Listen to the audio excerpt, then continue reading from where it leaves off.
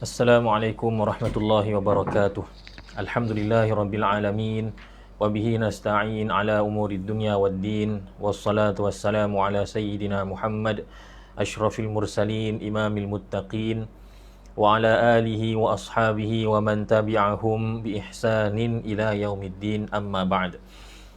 Alhamdulillah, tuan-tuan puan-puan, muslimin muslimat yang dirahmati lagi dikasihi oleh Allah Subhanahu wa taala. Kita bersyukur kepada Allah Subhanahu Wa Taala pada pagi yang mulia ini, pagi hari Jumaat, dapat kita sama-sama meneruskan pengajian kita, pengajian tafsir Al-Quran Al-Karim. Dan kita telah pun dalam siri-siri tafsir surah-surah pilihan atau surah-surah amalan ini, kita telah pun banyak surah-surah yang telah kita bincangkan. Dan pada hari ini kita masih lagi berada dalam surah Al-Waqi'ah. Dan untuk pagi ini insya-Allah kita akan mulakan dengan ayat yang ke-27 dan seterusnya insya-Allah. Seperti biasa, marilah sama-sama kita membaca dahulu ayat-ayat tersebut dan kemudian kita membincangkan dan menerangkan apa yang tersirat dan tersurat daripada surah Al-Waqi'ah. أعوذ بالله من الشيطان الرجيم بسم الله الرحمن الرحيم وأصحاب اليمين ما أصحاب اليمين في سدر مخضود وطلح منضود وظل ممدود وماء مسكوب وفاكهة كثيرة لا مقطوعة ولا ممنوعة وفرش مرفوعة إنا أنشأناهن إنشاء فجعلناهن أبكارا عربا أترابا لأصحاب اليمين ثلة من الأولين وَثُلَّةٌ مِّنَ الْآخِرِينَ. Sadaqallahul azim. Baik.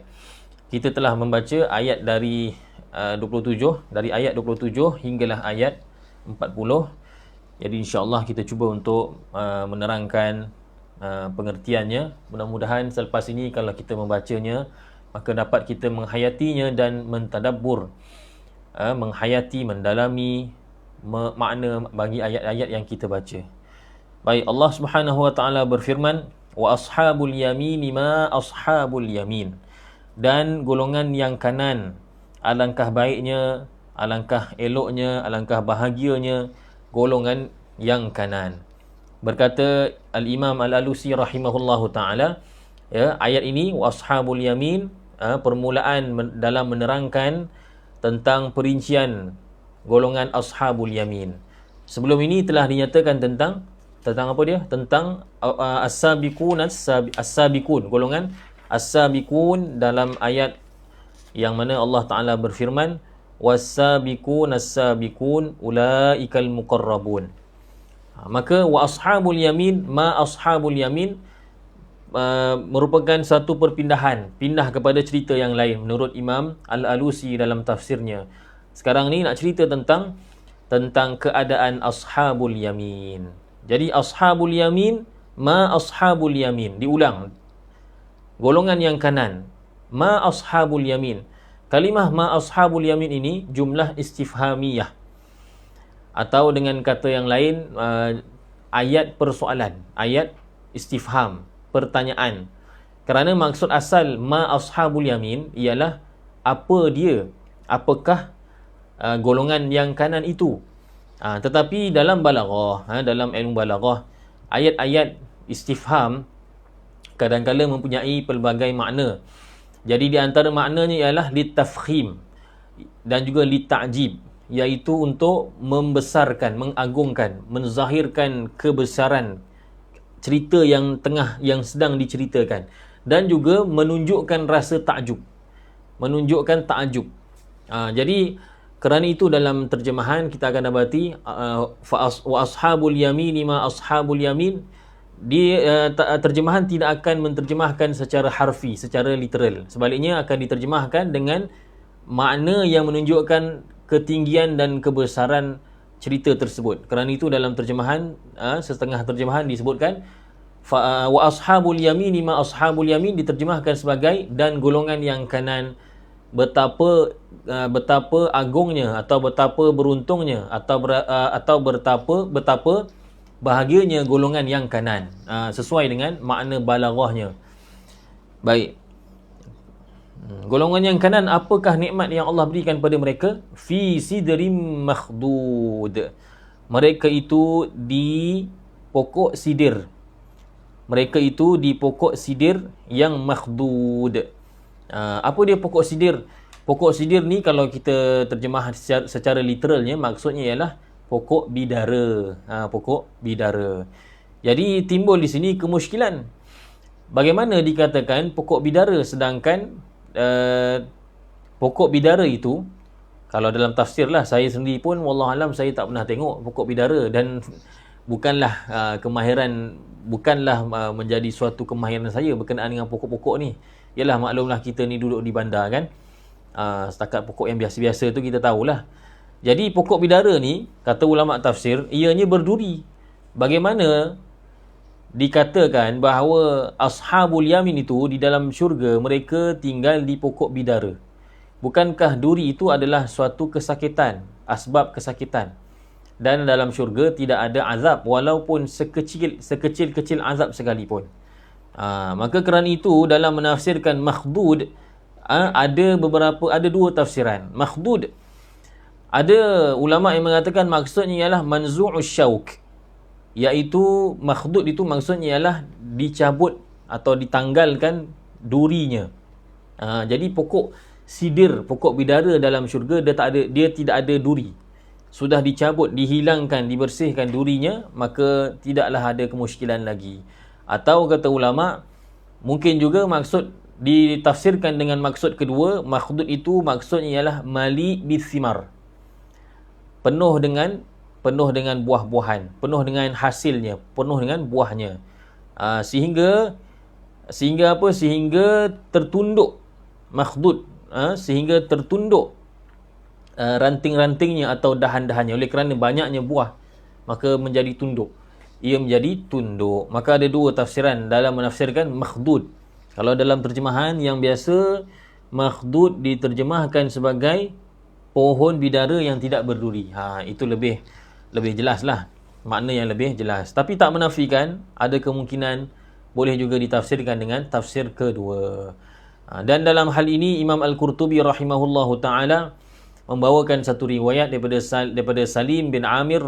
Katanya, kana ashabun Nabi sallallahu alaihi wa alihi wasallam yaqulun innahu la yanfa'una al-a'rabu masailuhum innahu la yanfa'una al-a'rabu wa masailuhum. Kata Salim bin Amir, para sahabat Nabi sallallahu alaihi wasallam mengatakan bahawa sesungguhnya soalan orang Arab dan juga soalan-soalan mereka ni, Arab di sini maksudnya ialah Arab Badawi, Arab Badawi. Orang Arab Badawi dan juga soalan-soalan yang dikemukakan kepada orang Arab, kepada Nabi sallallahu alaihi wasallam, yang dikemukakan kepada Nabi sallallahu alaihi wasallam, kadang-kadang kata mereka memberikan manfaat kepada kami. Orang Arab Badawi ni, orang Badawi ni, walaupun keadaan mereka ni kasar, kadang-kadang perangai mungkin lain daripada orang-orang Madinah, orang-orang Mekah, tapi kadang-kadang soalan mereka tu bagus. Soalan yang mereka tanya kepada Nabi SAW tu bagus. Kerana apa? Kerana kami ni, kata para sahabat, kami ni boleh mengambil manfaat daripada soalan tadi. Bila datang soalan, maka Nabi SAW akan jawab. Maka walaupun soalan tu ditujukan oleh Arab Badawi, tapi kami yang mendengar ni, kami boleh belajar, kami dapat manfaat. Maka kata Salim bin Amir, aqbala a'rabiyyun yawman faqal ya Rasulullah laqad dzakarallahu fil Quran syajaratan mu'ziyah. Pada satu hari seorang Arab Badawi telah datang kepada Nabi sallallahu alaihi wasallam lalu berkata, wahai Rasulullah, sesungguhnya Allah Subhanahu wa taala telah menyebutkan dalam Al-Quran sebatang pokok yang menyakitkan.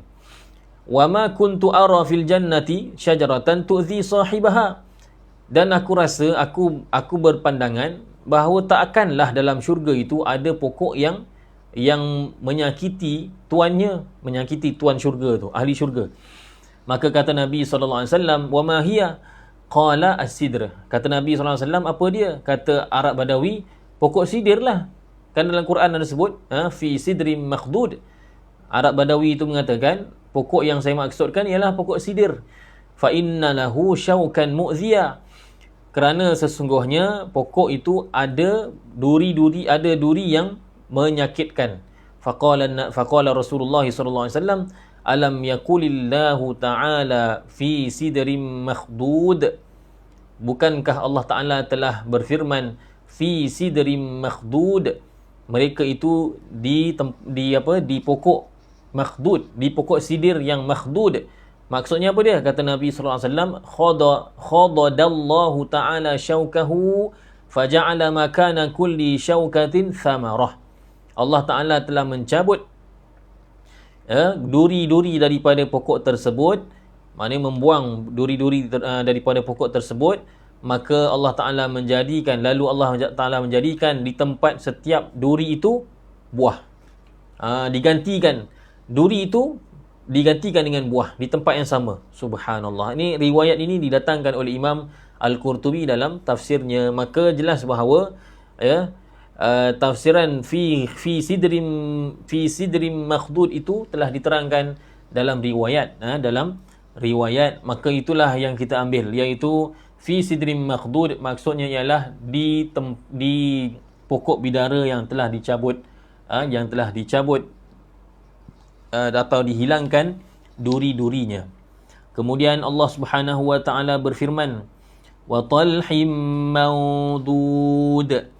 Dan nikmat yang kedua ialah dan talhim mawdud, dan pisang yang bersusun, mawdud. Jadi at-talh fi talh ini ada beberapa tafsiran para ulama. Syekh Tantawi rahimahullahu taala dalam tafsirnya di depan kita ini, tafsir Al-Wasit, beliau menyebutkan bahawa at-talh itu maksudnya, kata ulama, maksudnya ialah syajarul mauz, iaitu pokok pisang. Sebab itu ada seorang pensyarah kita di Malaysia ni lah, kan, dia kata dalam syurga ni buah-buahan yang Allah Ta'ala sebutkan yang ada lah dekat kita ni satu je. Ini kata beliau lah, iaitu pisang. Iaitu pisang, Masya Allah. Yang lain ada Allah Ta'ala sebut, tapi tidaklah dikatakan itu di syurga. Tapi yang Allah Ta'ala sebutkan yang di syurga dan di bumi ni pun ada, itulah dia pisang. Ini satu tafsiran.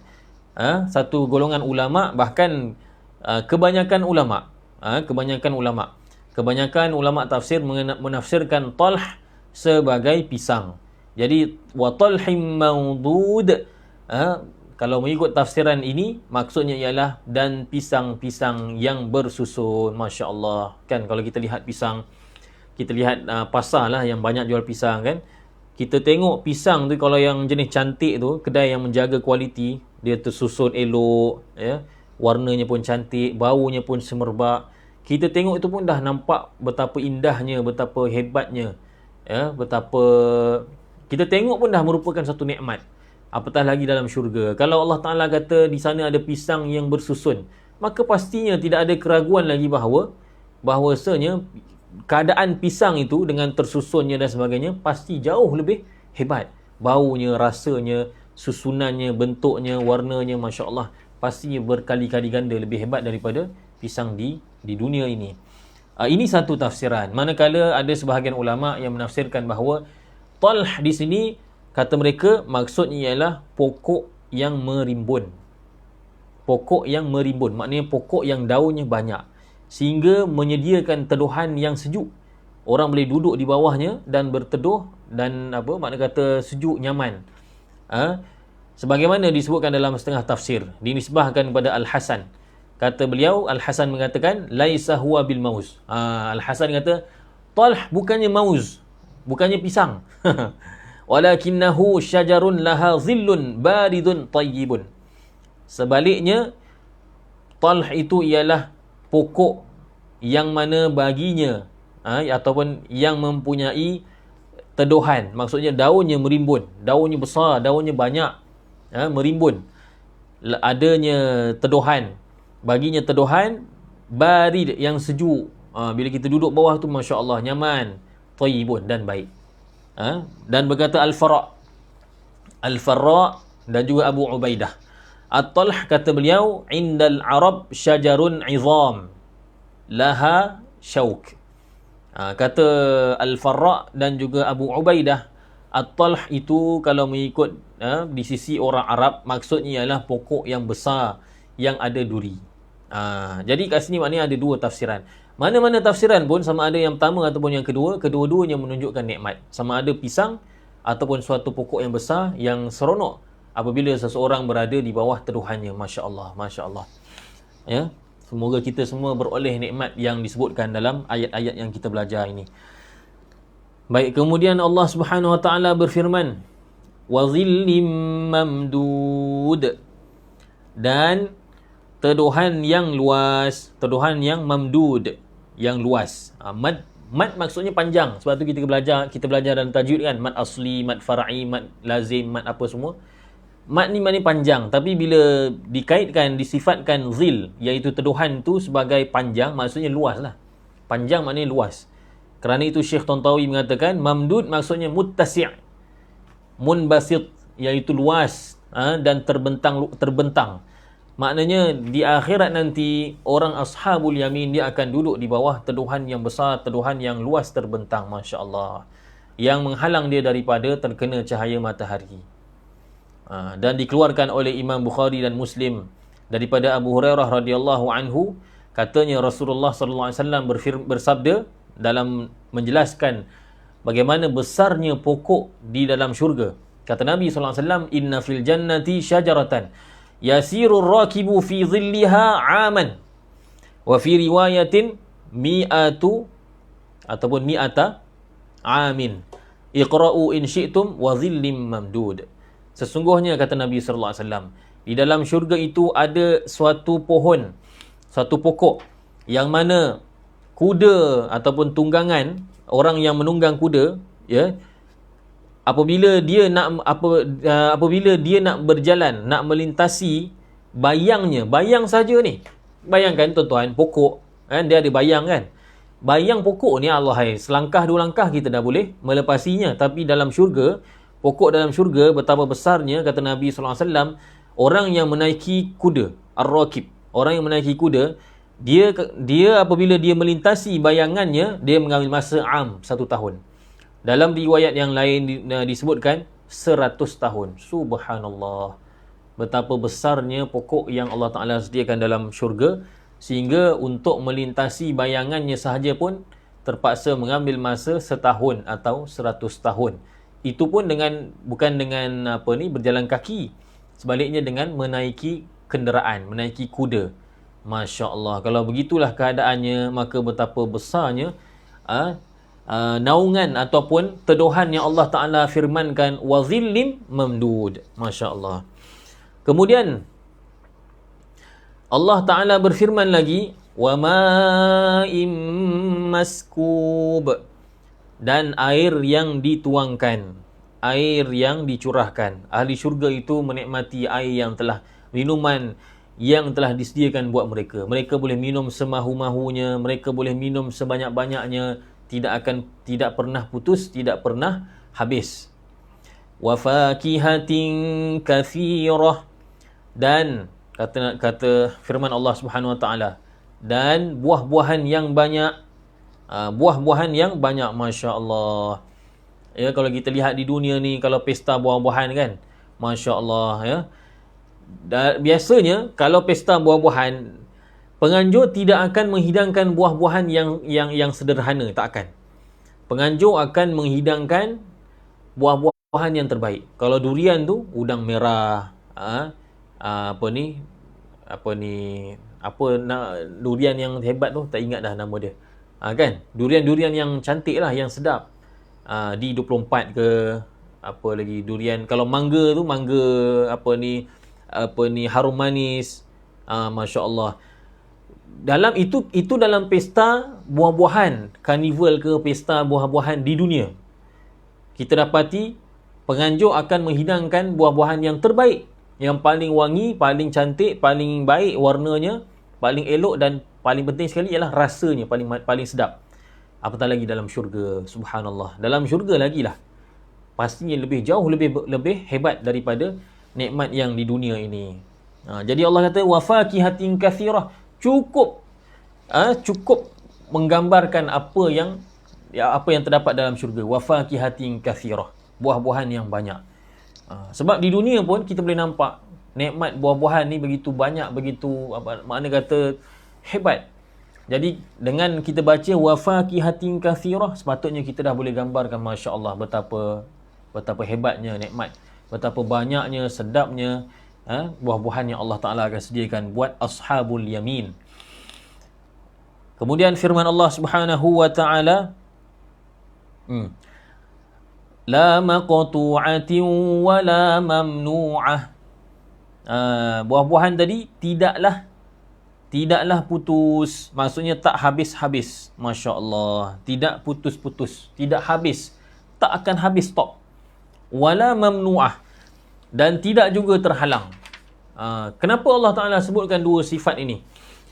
Kan kalau kita ikutkan, kalau kita buat ayat, cukup kita katakan wa fakihatin katsirah. Dalam syurga itu ada buah-buahan yang banyak. Tapi Allah Taala ceritakan dengan terperinci, wa fakihatin katsirah la maqtu'atin wa la mamnu'ah. Kenapa didatangkan dengan dua sifat ini? Cuba kita fikir. Allah kata buah-buahan dalam syurga itu tidak pernah putus, la maqtu'ah, tak pernah putus bekalannya. Dan wala mamnu'ah, dan tidak pernah terhalang. Kerana apa?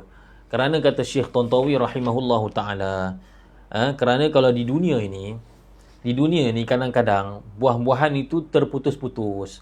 Ada bulan di mana ada musim yang buah-buahan banyak. Ada musim di mana buah-buahan tak ada. Bila cari durian, tak adalah, ni bukan musimnya. Kerana itu Allah Taala kata la maqtu'atin, tak pernah putus, tak ada putus-putus, tak pernah habis. Kemudian dalam di dunia ni juga ada kalanya buah-buahan tu ada. Dia waktu tu ada buah-buahan, tidak terputus bekalan, tetapi masalah kedua pula, iaitu mamnu'ah, terhalang nak dapatkan dia. Sama ada terhalang kerana bukan kita yang memilikinya, buah tu dalam kebun orang lain, ataupun terhalang kerana kesihatan kita, doktor kata tak boleh makan buah, atau apa-apalah halangan, ataupun tak ada duit nak mendapatkannya. Jadi di dunia ni, buah ni hebat macam mana pun dia akan ada dua masalah. Sama ada masalah terputus bekalan, maknanya bukan musimnya dan sebagainya, ataupun yang kedua, buah-buahan tu banyak, tempat tu memang ada buah-buahan, memang sentiasa ada, tapi maqtu'ah pula, mamnu'ah, terhalang pula, kita tak boleh mendapatkannya, ada halangan. Sama ada tak cukup belanja, ataupun itu milik orang. Maka Allah Ta'ala sebutkan dua sifat ini, nak beritahu bahawa buah-buahan di akhirat sama sekali tidak sama dengan buah-buahan di dunia. Masya Allah. La maqtu'atin wa la mamnu'ah. Kemudian firman Allah Subhanahu wa taala, wa furushim marfu'ah, dan furush iaitu katil-katil. Dalam terjemahan biasa apa dia kata? Ya, tilam-tilam, sama tu. Tilam-tilam yang tebal. Wa furushim marfu'ah, tilam-tilam yang tebal.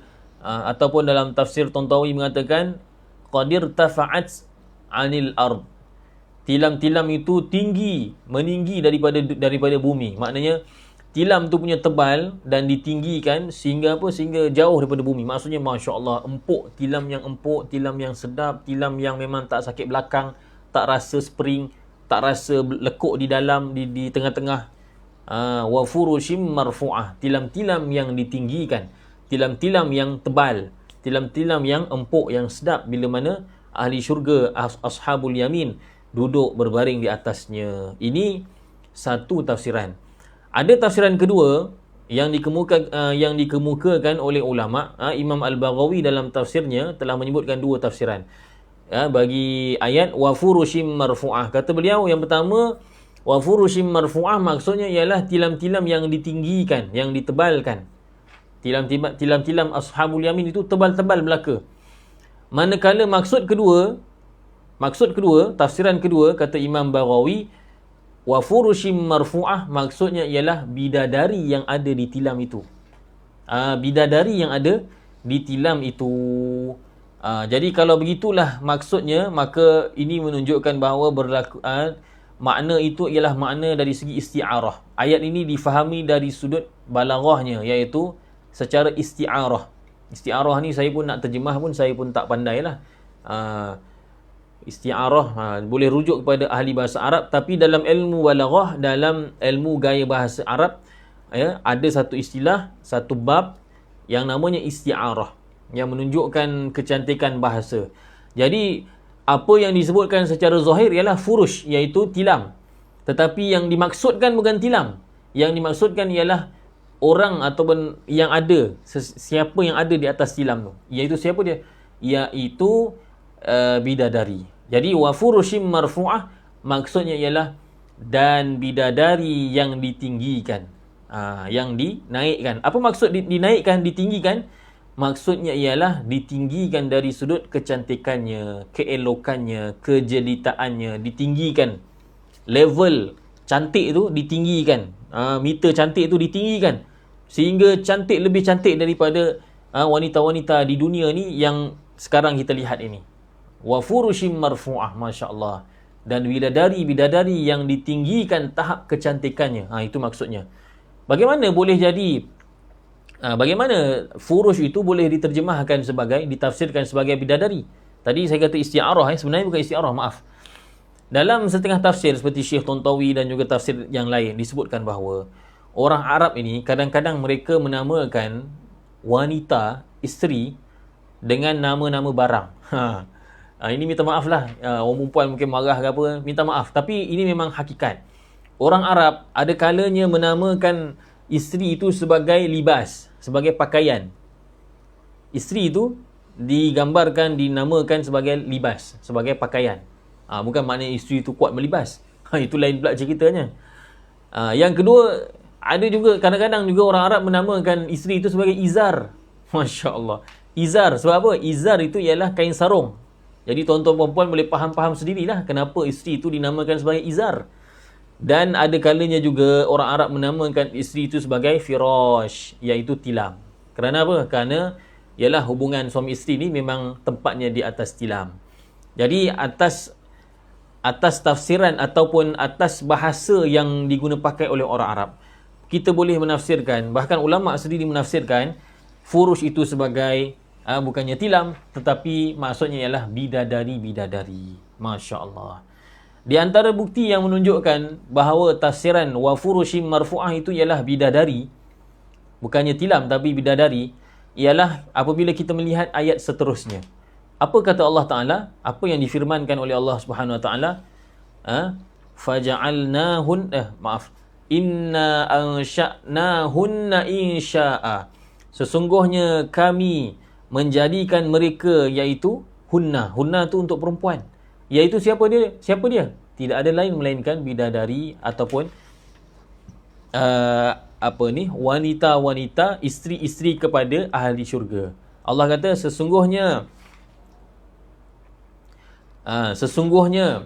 kami menjadikan mereka, menciptakan mereka insya'a, dengan sebenar-benar kejadian, dengan sebenar-benar penciptaan. Maka ayat ini menunjukkan bahawa Allah Subhanahu Wa Ta'ala mengembalikan semula setelah manusia, terutamanya setelah semua manusia, termasuklah juga isteri-isteri orang-orang soleh yang bakal menjadi ahli syurga.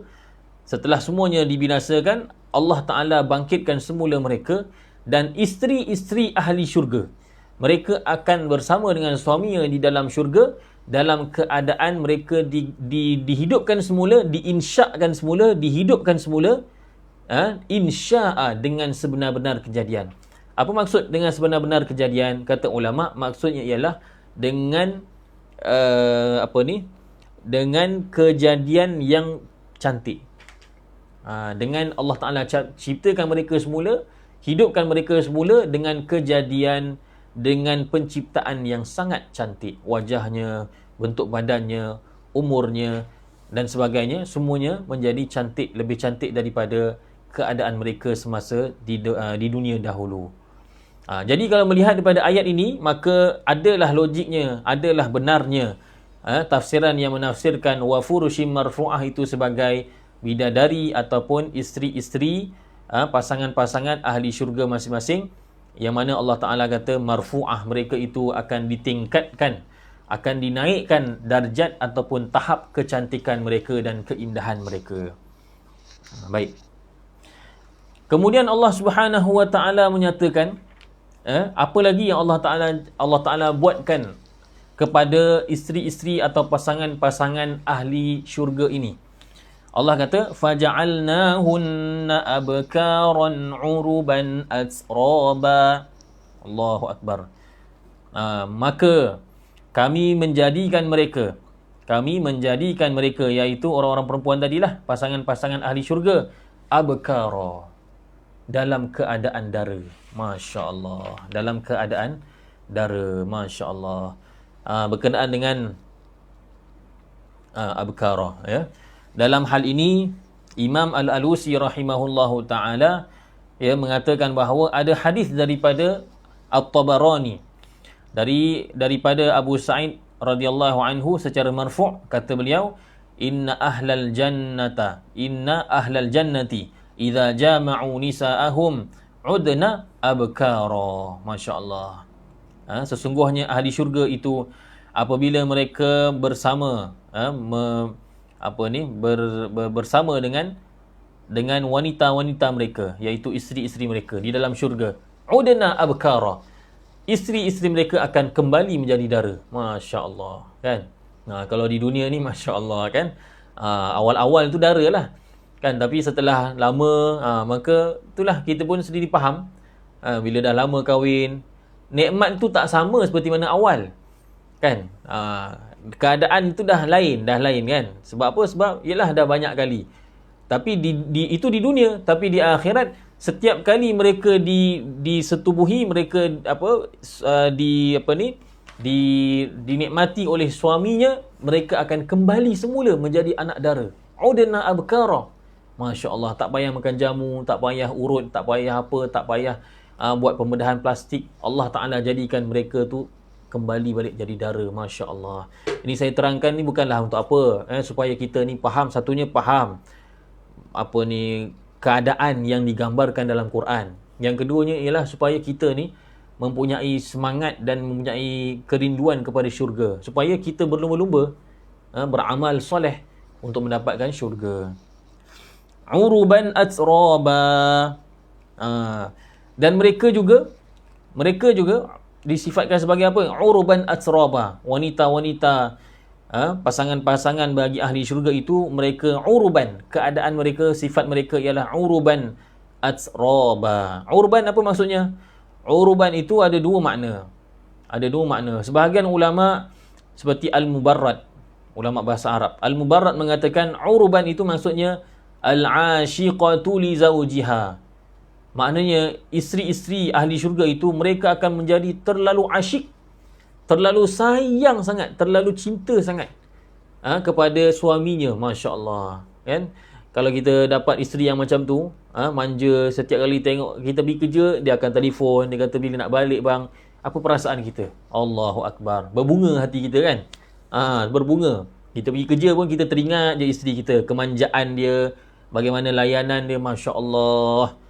Itu isteri di dunia yang kadang-kadang ada juga masa emosinya tak stabil. Ada juga maknanya dia makna kata dia tak, ada kalanya dia menunjukkan kemanjaan dia, sayangnya dia kepada kita, dan ada kalanya dia tak dapat zahirkan perkara itu. Sebab apa? Sebab ada emosi, ada urusan kerja dan sebagainya, stres.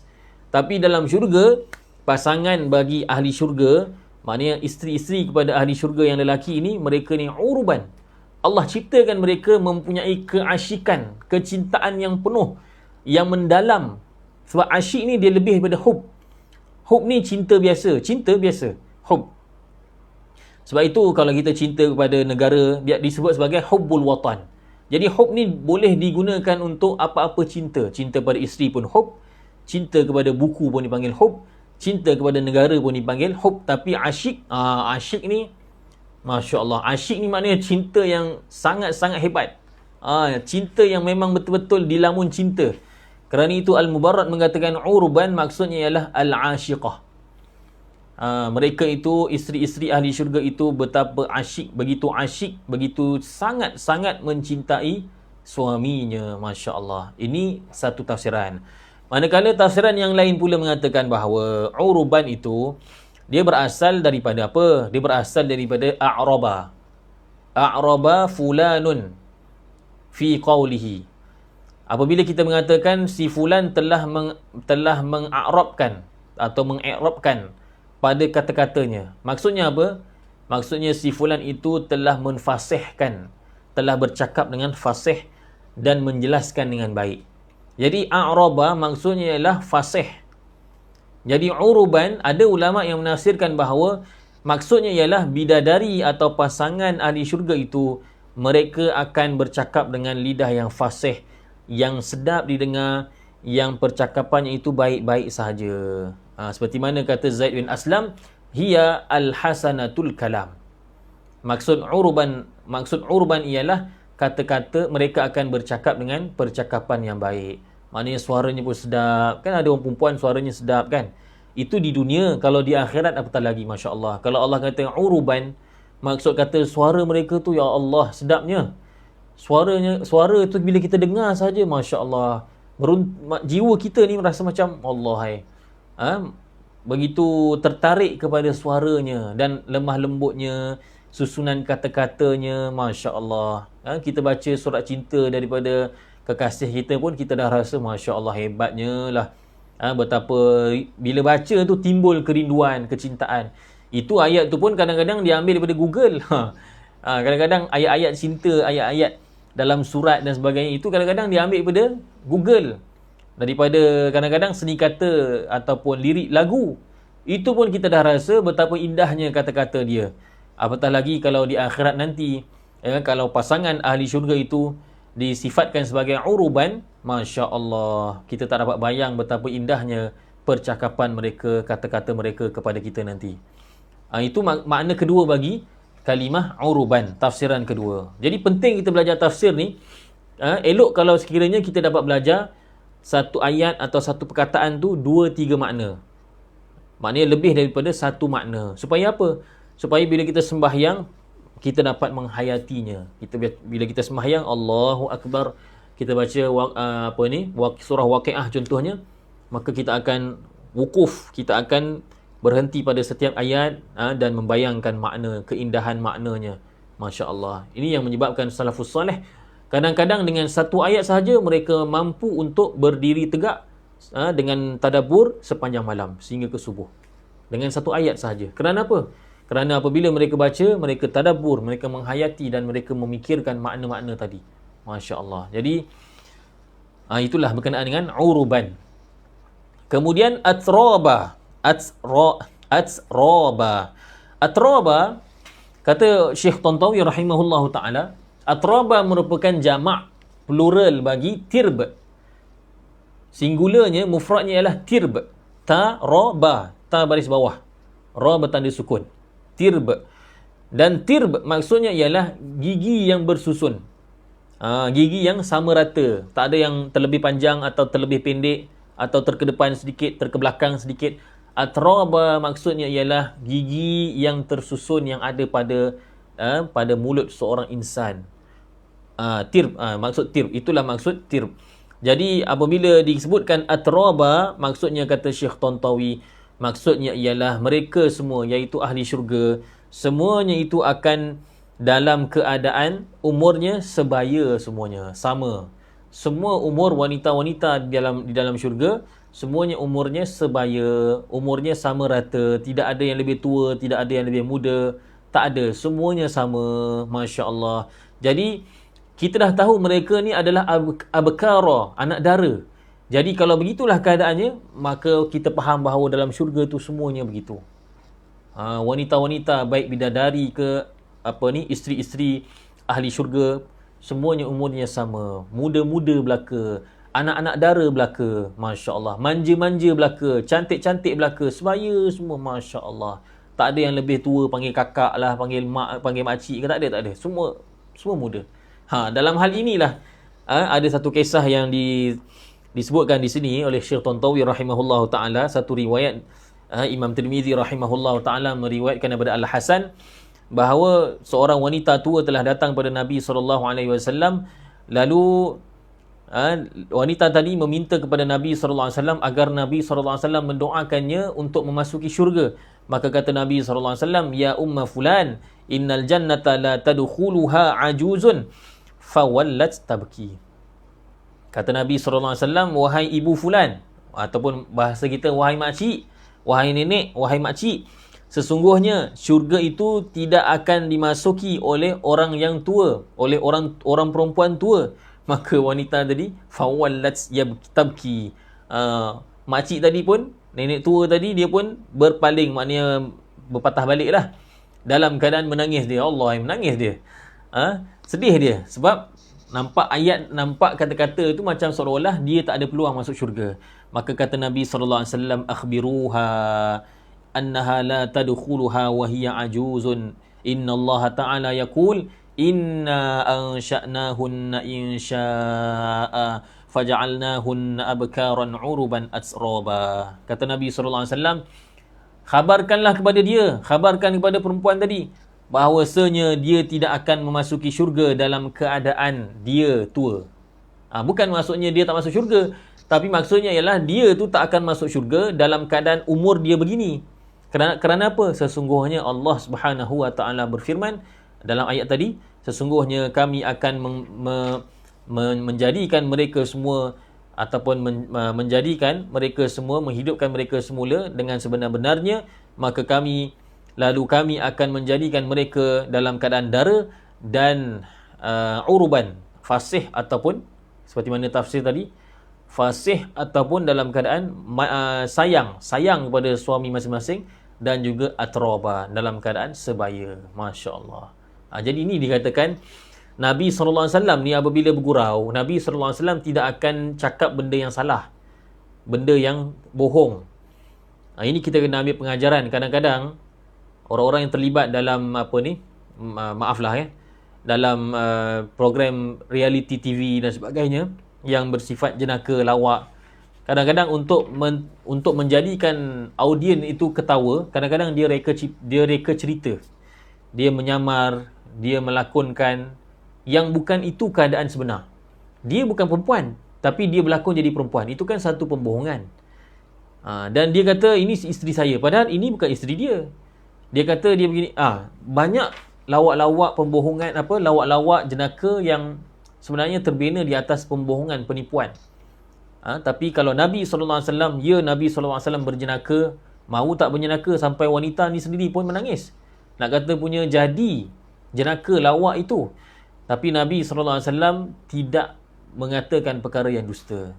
Lawaknya Nabi SAW, jenaka gurauan Nabi SAW, berpaksikan, bersumberkan, berasaskan kata-kata yang benar. Tetapi ada unsur, bila difahami secara zahir, adalah nampak macam kelakar. Kan? Baik. Begitu juga dalam hadis yang lain, Nabi SAW kata bahawa Nabi SAW menaiki anak unta. Jadi sahabat terkejut. Nabi SAW kata, bukankah semua unta adalah anak kepada ibunya? Kan? Unta walaupun tua sekalipun, dia tetap dipanggil anak unta. Kerana apa? Kerana dia ada ibu dia yang melahirkan dia. Jadi maknanya gurauan Nabi SAW ni semuanya benar-benar belaka, tak ada yang dusta. Masya Allah. Kemudian firman Allah Subhanahu wa taala lagi, ada masa lagi insya-Allah, li ashabil yamin, bagi semua yang disebutkan tadi, semuanya li ashabil yamin, untuk golongan yang kanan, ashabul yamin. Thullatum minal awwalin, wa thullatum minal akhirin. Golongan yang kanan tu macam mana? Siapa mereka? Thullatum minal awwalin. Mereka itu, golongan yang kanan itu suatu jamaah, suatu kumpulan yang besar. Dari kalangan mereka adalah terdiri daripada awwalin, iaitu umat-umat yang terdahulu.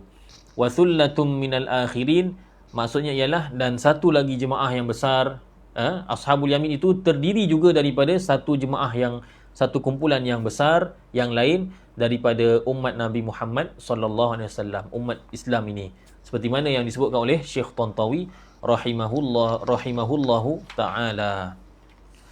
Baik. Kemudian timbul persoalan, kita tahu bahawa golongan dalam di akhirat nanti, kata Al-Quran mengatakan bahawa adanya ashabul yamin, adanya ashabul shimal, dan adanya as-sabiqun al-awwalun. As-sabiqun, 3 golongan. Jadi timbul persoalan, bagaimana keadaan orang yang mana mereka ini akan masuk syurga, tetapi oleh kerana ada dosa, mereka akan diazab terlebih dahulu dalam neraka, kemudian barulah masuk syurga. Kalau kita lihat, kalau mereka nak masuk as-sabiqun, pastinya tidaklah, sebab as-sabiqun ini memang golongan yang tertinggi, sehingga ada tafsir yang mengatakan bahawa itu adalah para anbiya. Jadi untuk orang yang ada pahala dan ada juga dosa, masuk syurga ya, tapi dia diazab dahulu. Nak kata as-sabiqun tidak, nak kata ashabul yamin pun tidak, ashabul shimal pun tidak, sebab ashabul shimal memang jelas bahawa mereka adalah ahli neraka. Dan kalau nak kata ashabul yamin, sifat ashabul yamin yang disebutkan dalam Al-Quran tadi, dalam ayat-ayat tadi, seolah-olah menunjukkan mereka ni memang dalam syurga, tak masuk neraka. Maka orang yang mana mereka ni memang masuk syurga kesudahannya, tapi pada awalnya dimasukkan dahulu ke dalam neraka kerana dosa-dosa mereka. Golongan ini di mana tempatnya? Dalam kategori apa? Ini persoalan yang dibincangkan. Al-Imam Al-Alusi rahimahullahu ta'ala menjelaskan bahawa apa yang Allah Ta'ala sebutkan berkenaan dengan ashabul yamin dalam ayat-ayat ini ialah keadaan mereka yang paling terbaik. Maknanya keadaan mereka yang paling hebat ialah mereka ni memang masuk syurga. Tidak ada azab, tidak didahului dengan azab. Jadi apa yang Allah Ta'ala sebutkan berkenaan dengan ashabul yamin ini tidak menafikan bahawa di kalangan ashabul yamin, di antara golongan yang tergolong dalam ashabul yamin juga ialah golongan ahli syurga, yang mana mereka ni mati dalam keadaan iman, mati dalam keadaan Islam, yang mana mereka ni memang akan masuk syurga, tetapi didahului oleh azab. Kerana apa? Kerana ada maksiat-maksiat yang mereka lakukan. Yang ni tidak dinafikan mereka juga masuk dalam ashabul yamin. Kerana apabila Al-Quran menyebutkan tentang keadaan ashabul yamin yang paling hebat, yang paling terbaik, itu tidak menafikan ada ashabul yamin yang lain yang lebih rendah darjatnya. Jadi mereka tetap masuk dalam ashabul yamin. Sebab apa? Sebab kalau nak masuk as-sabiqun, nampak gayanya macam susah. Kerana as-sabiqun lebih hebat.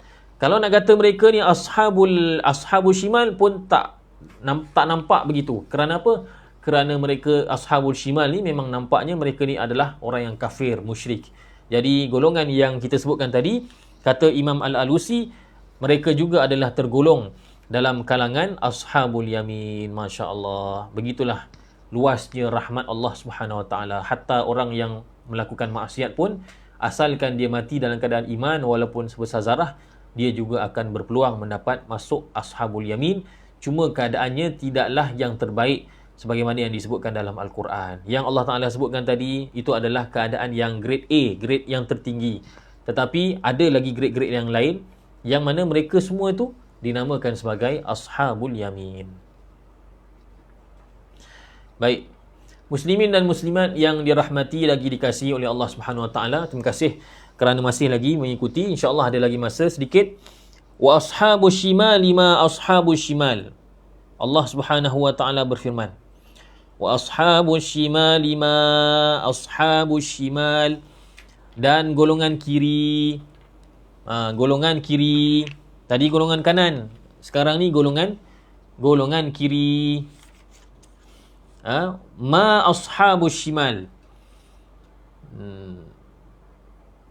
Alangkah sengsaranya golongan kiri. Seperti mana ashabul yamin tadi, diulang sekali lagi, ma ashabul yamin, begitulah juga ashabus shimal. Wa ashabus shimal ma ashabus shimal. Diulang sekali lagi kerana apa? Kerana nak menunjukkan betapa buruknya keadaan mereka.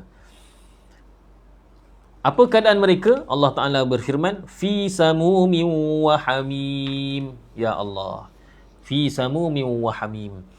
Mereka dalam seksaan yang sangat panas dan air yang mendidih. Masya Allah, ya Allah. Jadi samum itu, kata Syekh Tantawi rahimahullahu ta'ala, maksudnya ialah angin yang panas. Angin yang panas. Seumpama racun yang membunuh. Angin itu bila menusuk masuk ke dalam jasad ahli neraka, maka sakitnya macam boleh membunuh. Tapi mereka tak matilah. Kerana dalam neraka, setiap kali mereka diazab, mereka akan dikembalikan seperti mana asal. Dan azab itu akan berterusan sehinggalah habis dosanya, atau sehinggalah Allah Ta'ala ampunkan, atau selama-lamanya kalau sekiranya mereka memang mati dalam keadaan kufur atau musyrik. Jadi samum, kata Syekh Tantawi, maksudnya adalah ar-rihus syadidah, angin yang dahsyat. Ar-rihus syadidatul hararah, angin yang sangat panas. Masya Allah. Kalau kita berada di sebelah unggun api kan, bila angin tu tiup api tersebut, kita akan rasa angin panas tu kena pada muka kita. Kita akan rasa muka kita seakan-akan terbakar, panas. Itu baru di dunia. Bagaimana keadaan orang yang mana memang dia dimasukkan ke dalam neraka. Ya Allah. Bukan itu saja, bahkan wahamim, mereka juga berada dalam hamim, iaitu kata Syekh Tantawi, hamim itu ialah air yang sangat menggelegak. Air yang sangat menggelegak. Ya Allah. Kemudian firman Allah Ta'ala lagi, wa zillim min yahmum. Wa zillim min yahmum. Dan mereka juga berada di zil, suatu teduhan min yahmum, dari yahmum. Yahmum ni apa dia? Iaitu asap yang hitam. Asap yang hitam. Ya Allah. Ahli neraka, mereka akan berada di bawah naungan, di bawah teduhan daripada asap yang hitam. Kenapa yahmum itu diterjemahkan, ditafsirkan sebagai asap yang hitam? Kata Syekh Tantawi rahimahullah ta'ala, kerana orang Arab, mereka apabila mereka nak mengatakan kepada sesuatu yang sangat hitam pekat, mereka akan kata aswad yahmum. Ini bahasa Arab. Orang Arab apabila mereka nak kata benda ni hitam sungguh, hitam pekat, mereka akan kata aswad yahmum. Kita jangan tengok Arab sekarang lah. Kita tengok Arab pada zaman dahulu. Ya, bahasa mereka aswad yahmum. Jadi wazillim min yahmum maksudnya ialah mereka akan di bawah teduhan. Teduhan tu apa dia? Teduhan ataupun mereka dinaungi oleh asap-asap yang hitam. Jadi min di sini, kalimah min di sini ialah min lil bayan. Kan min ni dia ada banyak, ada min lit tab'id, min yang menunjukkan sebahagian. Ada min lil bayan. Min yang menerangkan selepasnya. Kerana apa? Kerana zil itulah yahmum. Zil sama dengan yahmum. Jadi min di situ bukan menunjukkan sebahagian. Bukannya zil itu sebahagian daripada yahmum. Tapi zil itu sama dengan yahmum. Jadi min itu ialah min bayan. Jadi apabila disebutkan wa zillim min yahmum, maksudnya ialah ashabus shimal itu mereka berada dalam naungan, dalam teduhan, dalam naungan. Teduhan atau naungan tu apa dia? Maka diterangkan teduhan itu ialah yahmum, iaitu asap yang hitam. Kemudian Allah Subhanahu Wa Taala sifatkan lagi, asap yang hitam tadi, la baridin wala karim, yang mana ianya tidaklah sejuk dan tidak juga baik, tidak juga mulia. Baik ataupun mulia. Kalau dalam terjemahan biasa kita lihat diterjemahkan sebagai menyenangkan. Naungan asap tadi, ahli neraka ashabus shimal ini, mereka berada dalam naungan asap. Mereka diliputi oleh asap yang hitam. Maka disangkakan bahawa asap hitam tu akan menyebabkan keselesaan kepada mereka. Kan? Akan merasakan sejuk sebab ada naungan asap. Tak kena panas. Rupa-rupanya tidak. Allah kata la baridin wala karim. Tidaklah asap itu sejuk, naungan itu sejuk, dan tidak juga karim, tidaklah juga mulia. Karim, orang Arab menamakan benda yang baik sebagai karim. Ringkaskan, karim di sini maksudnya tidaklah menyenangkan. Jadi kenapa Allah Subhanahu Wa Taala apabila menyebutkan fi zillim wa zillim mi yahmum, kemudian didatangkan pula sifat la baridin wala karim, maka dalam menjawab persoalan ini Az-Zamakhsyari rahimahullahu ta'ala menyebutkan dalam tafsir Al-Kasyaf bahawa Allah Ta'ala berfirman la baridin wala karim, tidak sejuk dan tidak menyenangkan. Tujuannya ialah supaya apa? Supaya menafikan dua sifat naungan. Dua sifat naungan. Sebab bila kita sebut naungan, ahli neraka mendapat naungan, maknanya dapat teduhan, diliputi oleh asap yang hitam. Maka manusia akan terbayang secara automatiknya dua benda. Naungan ni dia ada dua sifat. Pertama menyenangkan, ataupun pertama sekali ialah sejuk, ya. Yang kedua ialah menyenangkan, baik. Ya, menyenangkan ataupun keadaan tu menjadi baik. Menyejukkan barid, menyenangkan karim.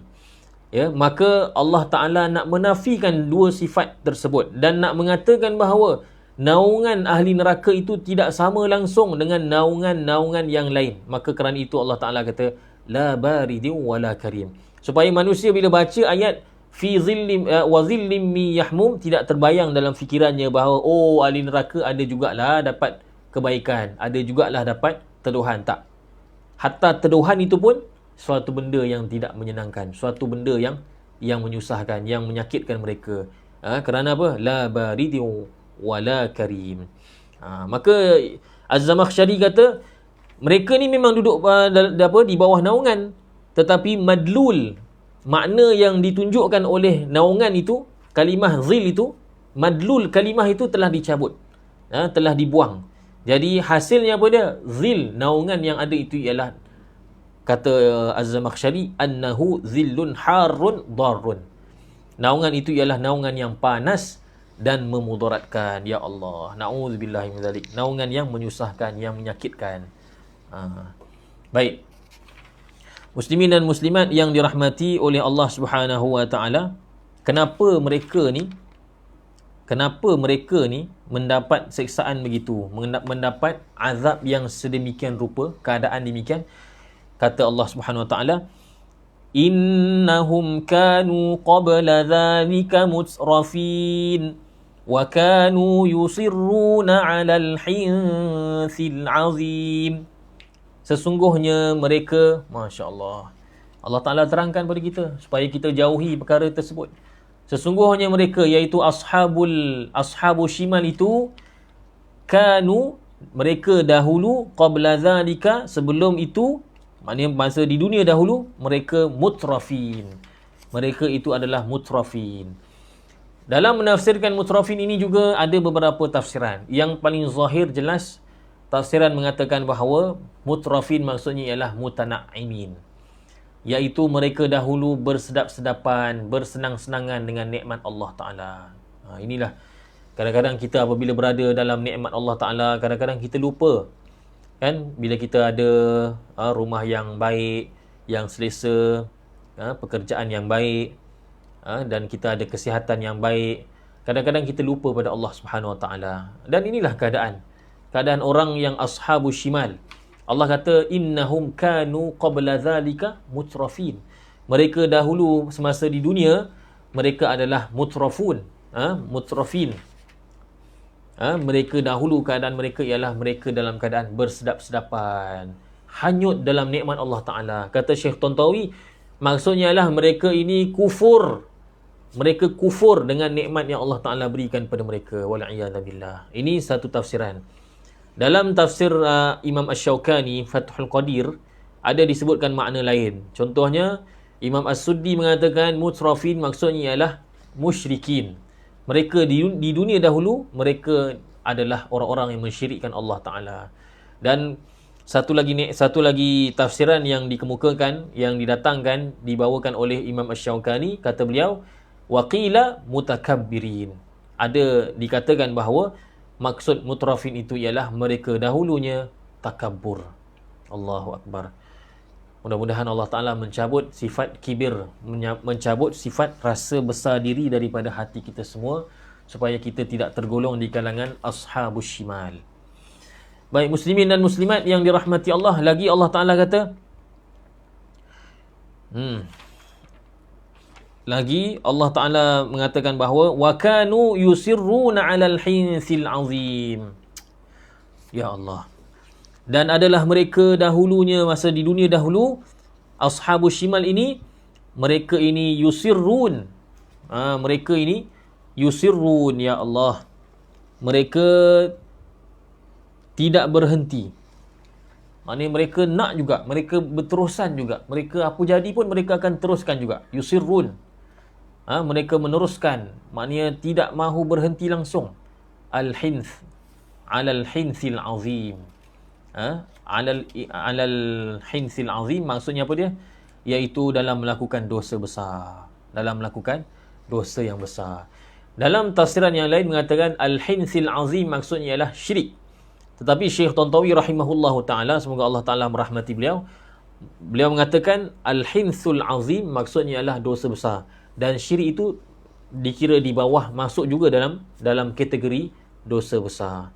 Jadi orang-orang ashabus shimal ini, wal'iyadzabillah, mereka ni dahulu, mereka ni tak henti-henti melakukan dosa besar, tak henti-henti melakukan syirik.